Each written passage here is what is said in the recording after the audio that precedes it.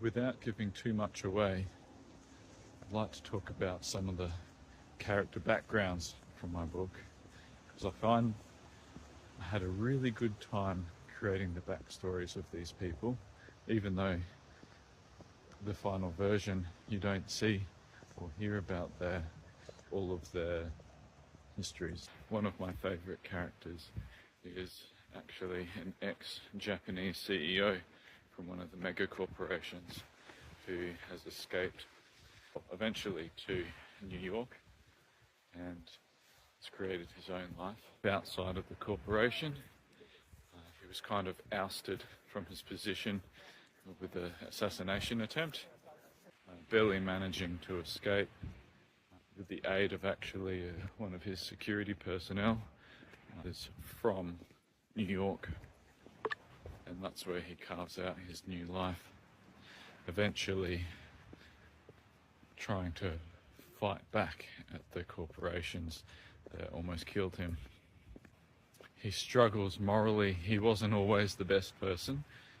He did some pretty horrible things in his position, but found it harder and harder to live with, which I think was part of the reason that the corporation was trying to get rid of him during a bit of a merger of two multinationals.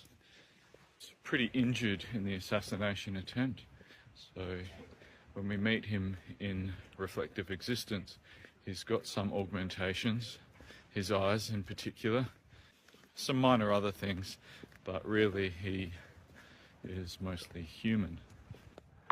Raised in the traditional Japanese corporate way of life, he was trained in some traditional arts. His father actually taught him a lot about corporate life, but also protecting oneself and having investments outside of the corporation, which was kind of a little bit not the done thing in that lifestyle. But it did allow him to escape easier because he wasn't wholly relying on his corporate income. The man that helps him escape Japan to New York is a very interesting character who we do see a little bit about in Reflective Existence, and we also meet him again in the next book, which